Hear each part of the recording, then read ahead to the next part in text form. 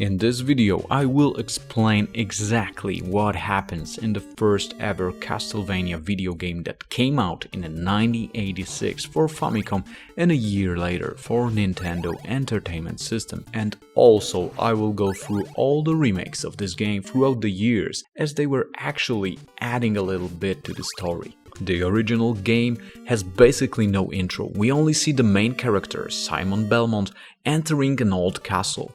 Then he goes through the garden using his whip to break a few things and soon reaches the main gate. Inside the castle, Simon encounters zombies and beats them with the whip. From the game manual, we get a little background story, but it's not much. Quote, "Step into the shadows of the deadliest dwelling on earth. We have arrived at Castlevania and you are here on business to destroy forever the course of evil Count.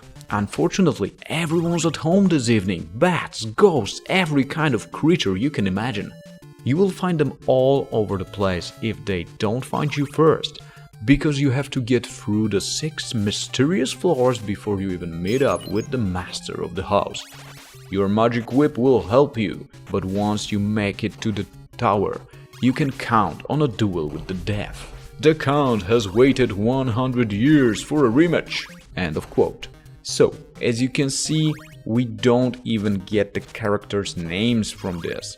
As for the enemies, they don't lie. Everyone's at home.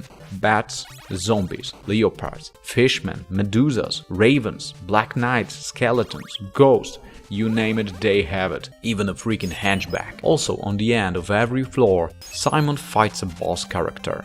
We got Phantom Bat, Queen Medusa, Frankenstein, and Igor, Mummy Man, Grim Reaper, and finally, the Count. But let's leave the final battle for a second and get you some more context that has grown after the years. In the year 1691, Transylvania enjoyed a century of peace thanks to the legendary hero Christopher Belmont, a vampire hunter who vanquished Count Dracula 100 years earlier with a holy whip named the Vampire Killer. But every 100 years, the hearts of men turned black as they yearned for chaos and destruction.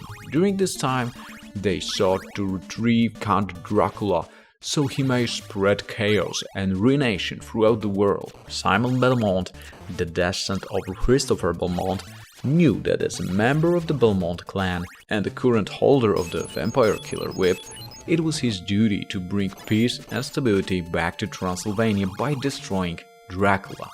He took the same whip Christopher used to kill Dracula 100 years before and entered the castle alone. Simon proves himself as a mighty vampire hunter by withstanding the monsters and the traps of Dracula's castle.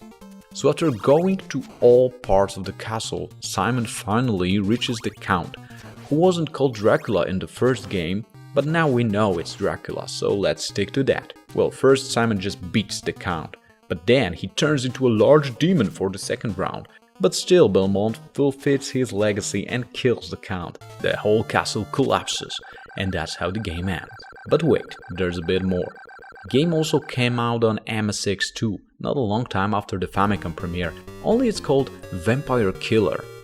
It has some key gameplay differences from the Famicom NES version, emphasizing exploration and puzzle elements rather than straightforward action. And I guess the graphics are a bit better, or at least aged better.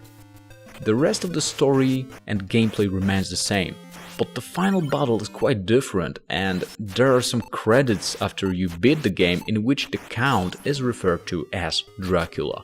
They say now since he was put to sleep, the town can rest in hope he won't be waken again. Another remake came out soon, this time for the arcades. It's called Haunted Castle, and pretty much follows the first Castlevania game, but yet it's kinda different.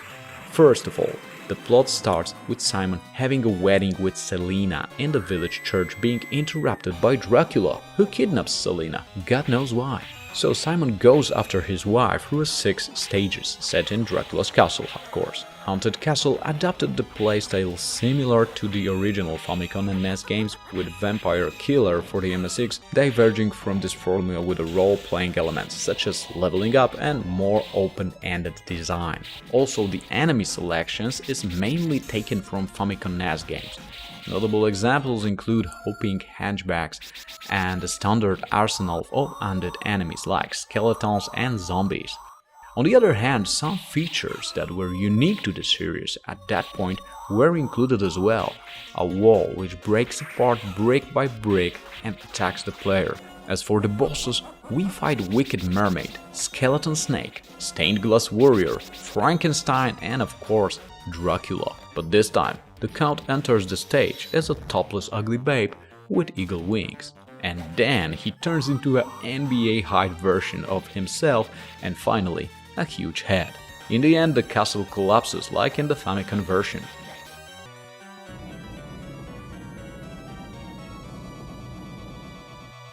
In 1991, Castlevania entered the SNES scene with a reboot of the original game, only they decided to call it Super Castlevania 4, messing the chronology a bit. But actually, this game adds some introduction to the plot, and though it pretty much follows the same path that all the games in this episode do, I might give it a separate episode with more detailed explanation, so let's just leave it for now and skip to the remake that came out in the 1993 for Sharp console, but in 2001 was also released on PS1. It starts with an intro scene taking place in an old castle where a group of hooded men perform an occult ceremony to bring Dracula back to life.